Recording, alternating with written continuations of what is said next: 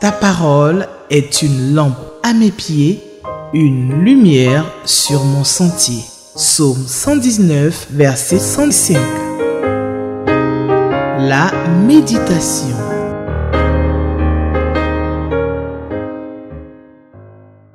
Chers téléspectateurs d'Espérance TV, Shalom. Shalom veut dire que la paix du Seigneur soit avec vous. C'est le moment de nous plonger dans les trésors de la parole de Dieu. Et vous êtes à votre émission journalière, vous avez compris, méditons ensemble avec la Ligue pour la lecture de la Bible. Le lecteur de la Bible pour adultes, édition 2025 de la Ligue pour la lecture de la Bible, nous propose de lire en ce jour le texte de Nombre, le chapitre 22, le verset 41 et le chapitre donc 23 du verset 1 au verset 12. Nous allons prier et demander que la grâce du Seigneur soit avec nous. Prions. Seigneur, nous te bénissons pour cette opportunité que tu nous donnes de nous retrouver à tes pieds pour écouter ta parole. Instruis-nous, enseigne-nous par ton esprit, au nom de Jésus-Christ. Amen. Alors, en attendant de prendre vos lecteurs, dictionnaires, cahiers de notes, stylos et votre Bible, bien sûr, en Nombre, le chapitre 22, le verset 41, je m'avais vous donner un aperçu de cet épisode de Balaam dans l'histoire du peuple d'Israël.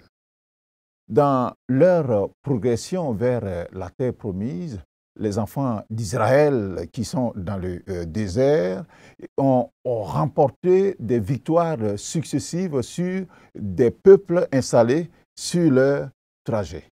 C'était le cas des Cananéens qui avaient pour roi Arad, ils l'ont battu. Ils ont aussi battu les Amoréens dont le roi était Sion. Et ils ont aussi battu le peuple donc de Basan qui avait pour roi Og. Après ces victoires successives, retentissantes, ils sont en campement dans la plaine de Moab, au-delà du Jourdain, vis-à-vis de Jéricho. Alors Balak, fils de Sippor, roi de Moab, et a vu ce que Israël a fait aux Amoréens notamment. Et il est très effrayé en face de ce peuple qu'il qualifie d'un peuple nombreux, et il est saisi de terreur avec son peuple. Nous avons lu dans Nombre le chapitre 20, du verset 1 au verset 4.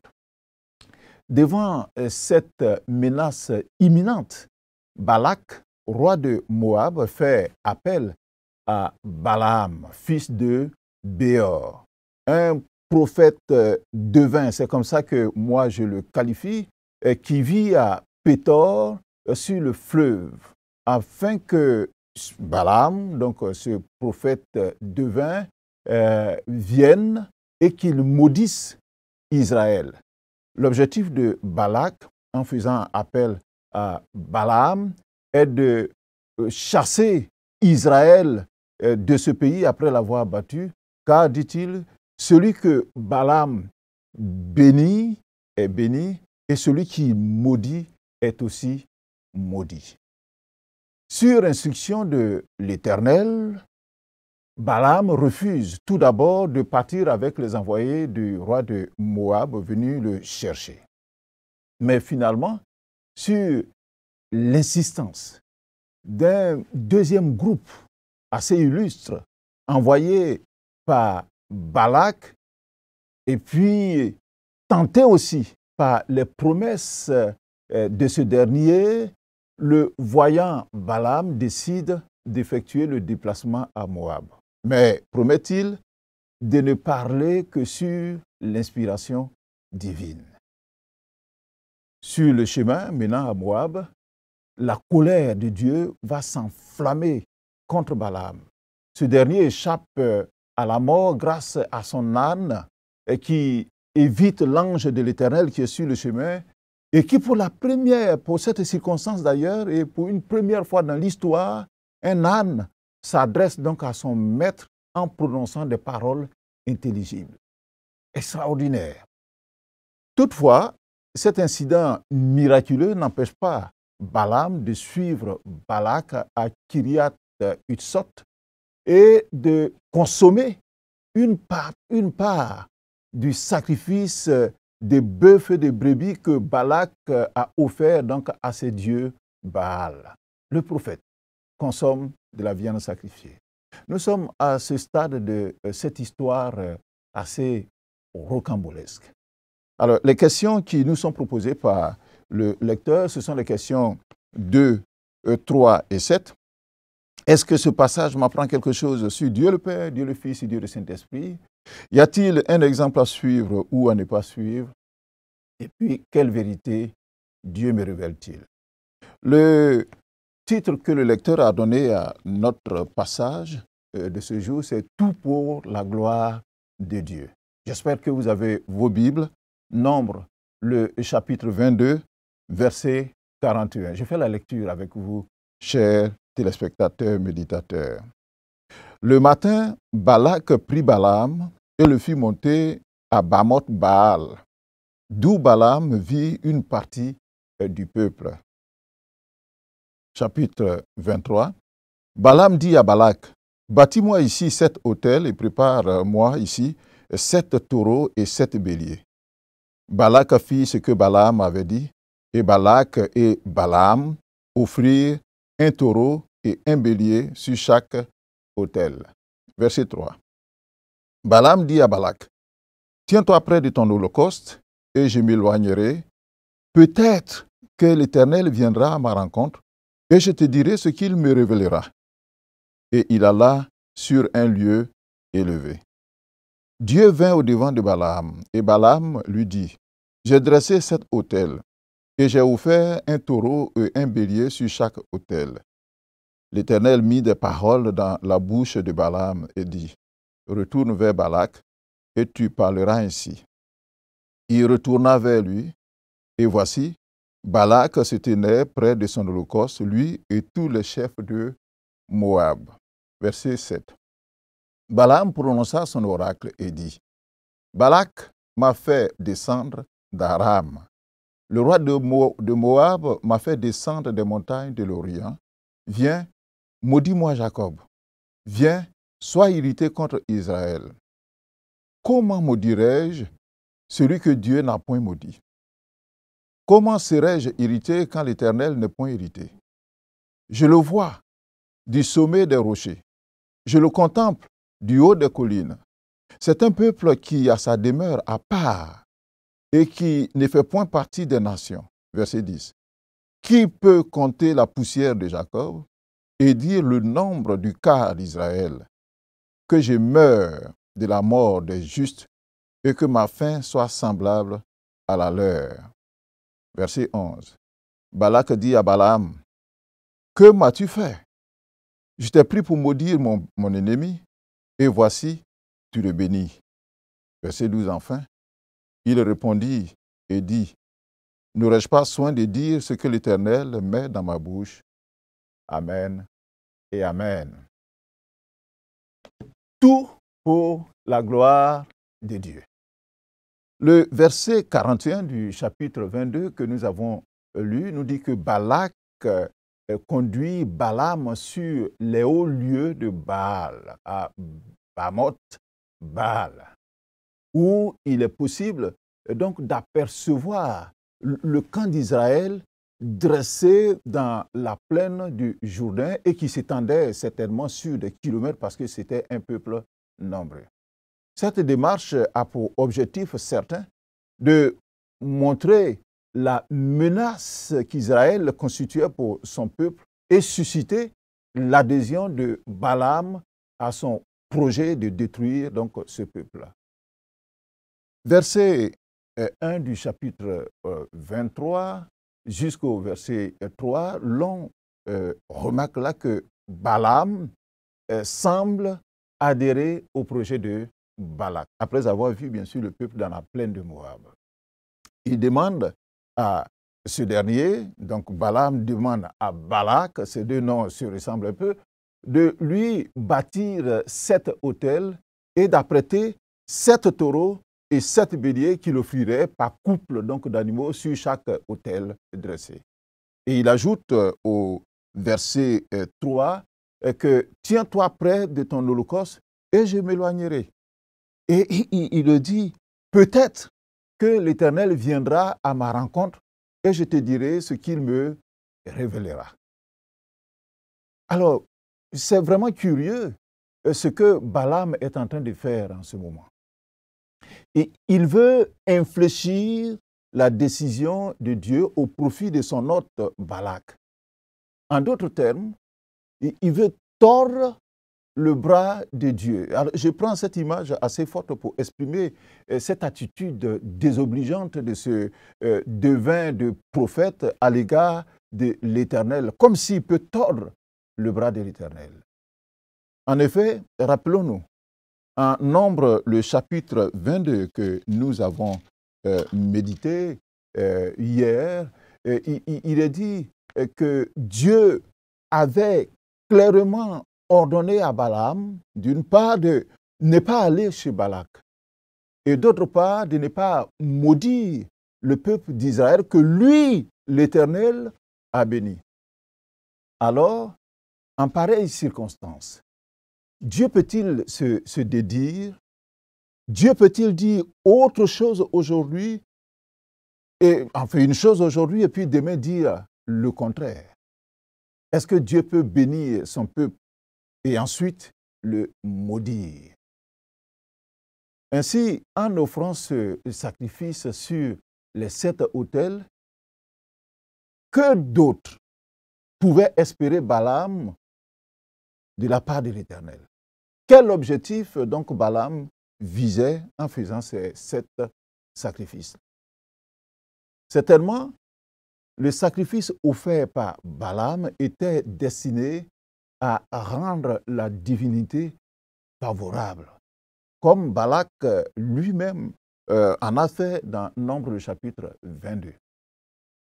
Alors on peut s'écrier « Ah, quand les désirs égoïstes prennent le pas sur l'éthique et les principes divins. » Balaam est complètement obnubilé par les honneurs et autres présents à lui promis par Balak. Mais est-ce que Dieu est versatile? Est-ce que Dieu est changeant au point de se laisser influencer ou manipuler par les simulacres de spiritualité qu'on peut donc faire devant lui? Est-ce qu'on peut blaguer Dieu? Et on nous raconte souvent cette histoire d'un couple qui prie pour demander que Dieu les bénisse et leur donne de l'argent pour leur projet. Et l'homme qui prie et qui dit « Seigneur, donne-nous 10 millions. Si tu nous donnes 10 millions, je t'assure que je te donnerai 9 millions et puis je vais prendre 1 million pour faire mon affaire. » Ils finissent de prier et puis la femme demande à son mari « Attends chérie, tu vas donner 9 millions à Dieu et puis tu vas garder seulement 1 million ?»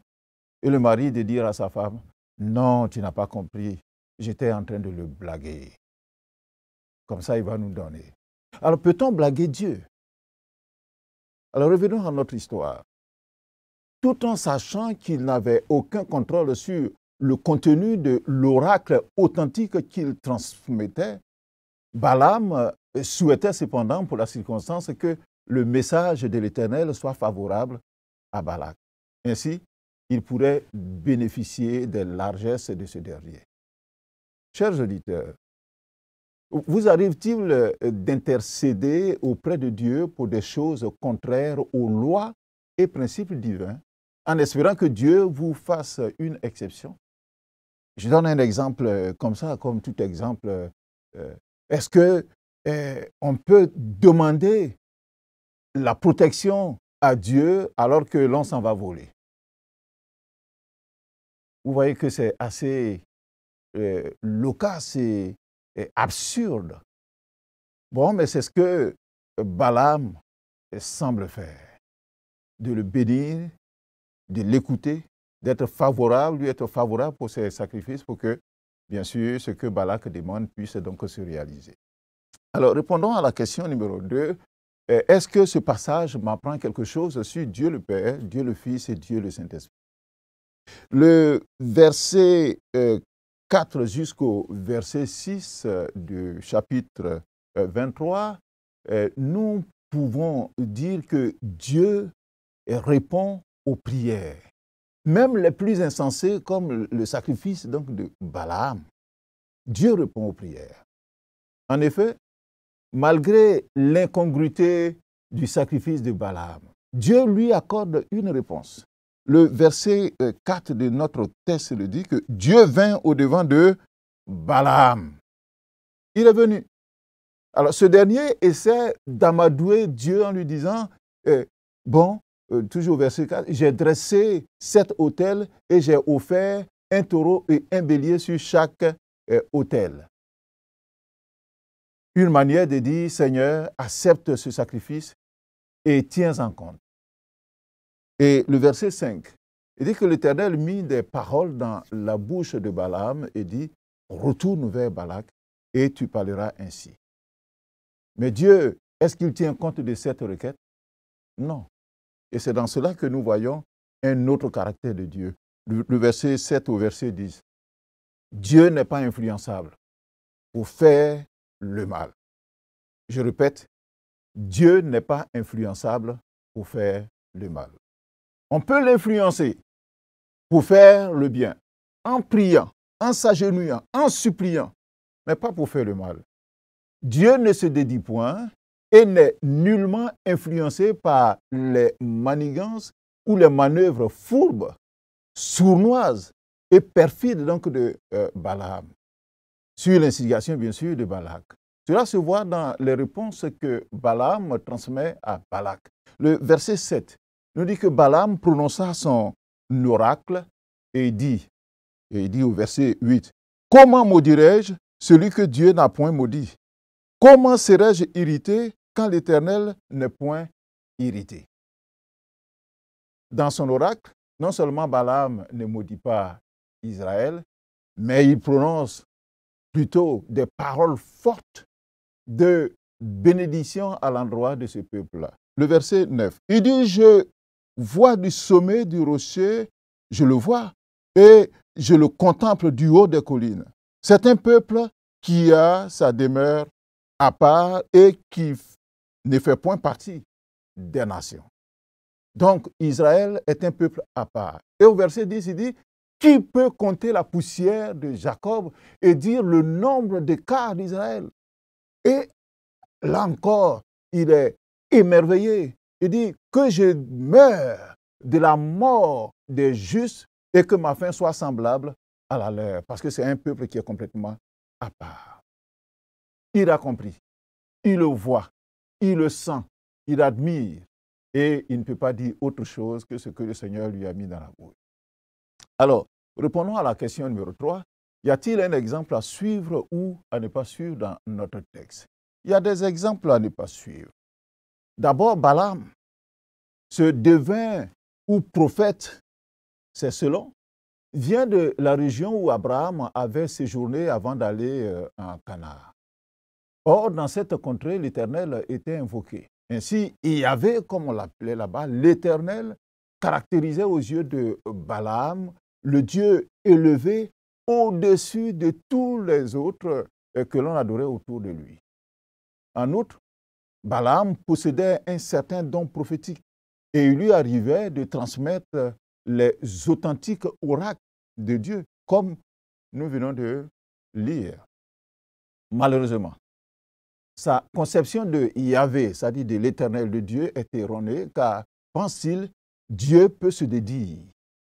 Ainsi, il se laisse agiter par l'esprit de mercenariat, parce que c'est comme ça qu'on peut l'appeler, car il convoite les honneurs et les rondelettes sommes d'argent que Balak lui fait miroiter.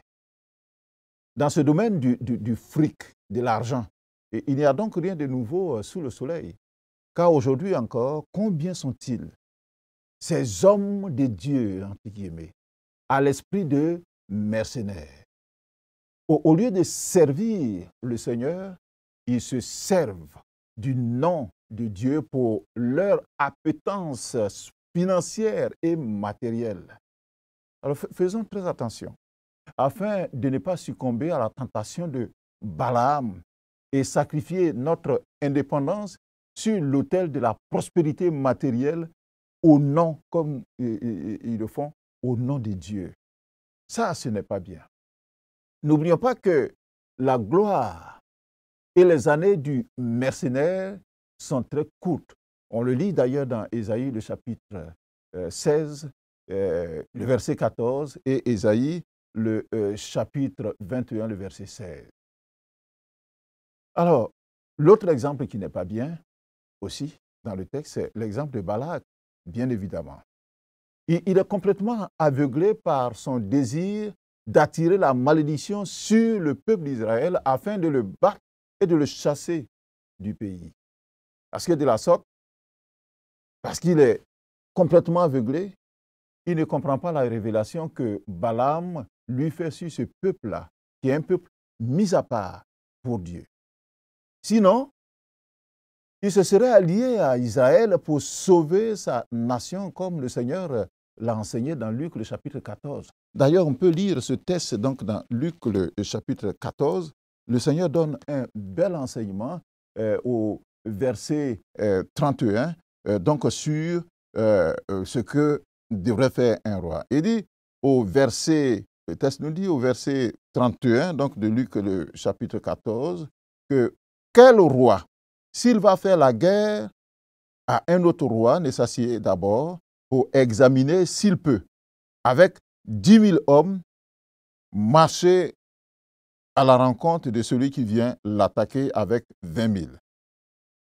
S'il ne le peut, tandis que cet autre roi est encore loin, il lui envoie une ambassade pour demander la paix. Et c'est le cas.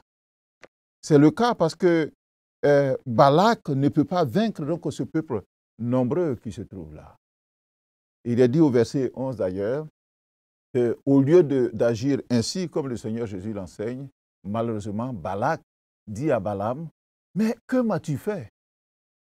Je t'ai pris pour maudire mon ennemi et voici, tu le bénis. » Vous savez, la liberté commence là où l'ignorance finit.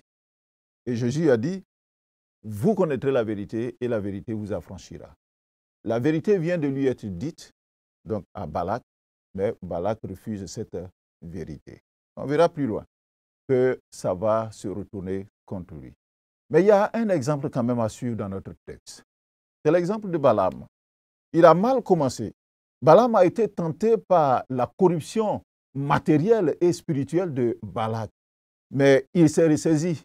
Après qu'au verset 4 de notre texte, Dieu est venu au-devant de lui et quand Dieu lui a parlé, alors il s'est donné les moyens spirituels et mentaux afin de rapporter fidèlement les paroles donc, de l'Éternel. Le verset 12 que nous avons lu nous dit qu'il a répondu et à Balak, et il lui a dit, n'aurais-je pas soin de dire ce que l'Éternel met dans ma bouche? Donc, c'est ce que Dieu a mis dans sa bouche qu'il dit. Ça, c'est un bon exemple.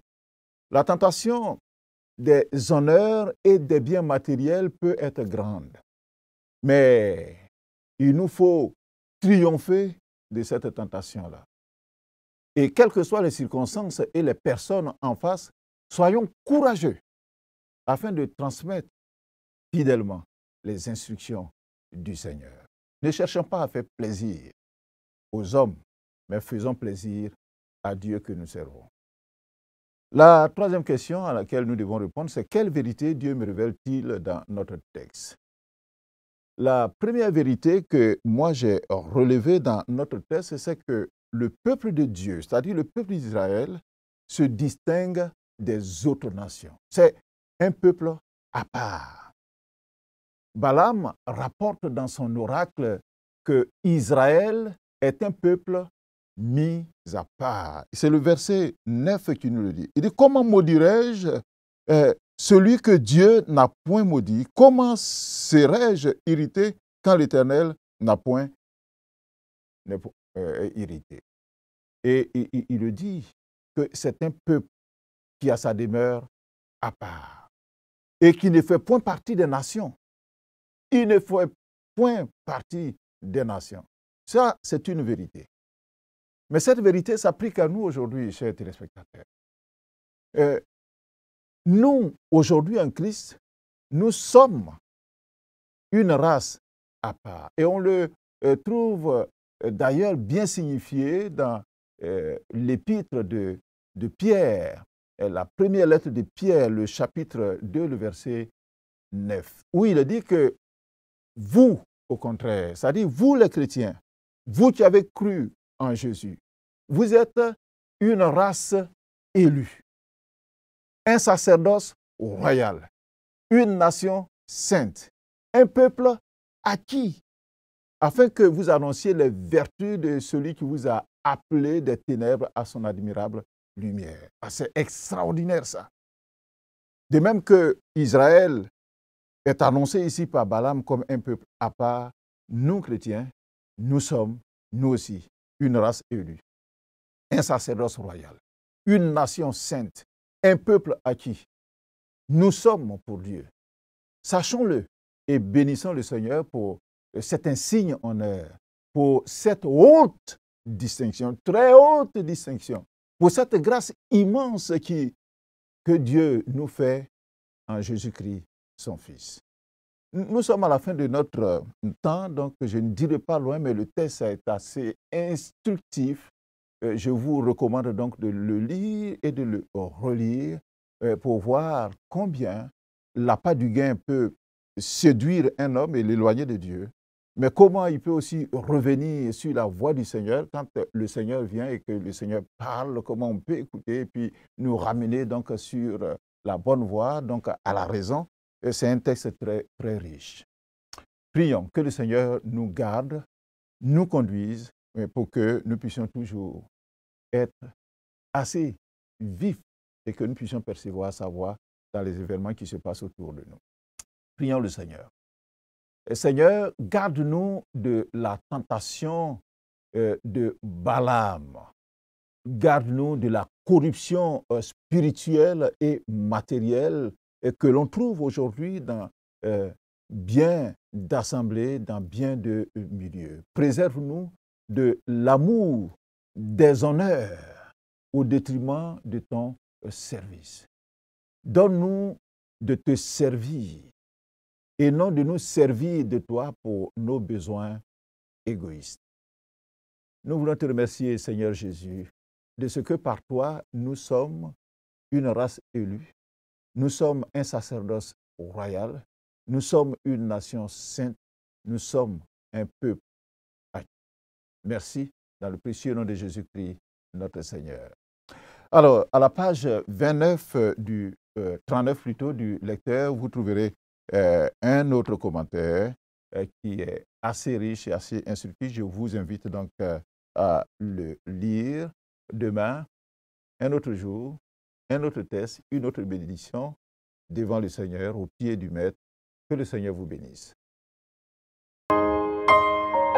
Ta parole est une lampe à mes pieds, une lumière sur mon sentier. Psaume 119, verset 105. La méditation.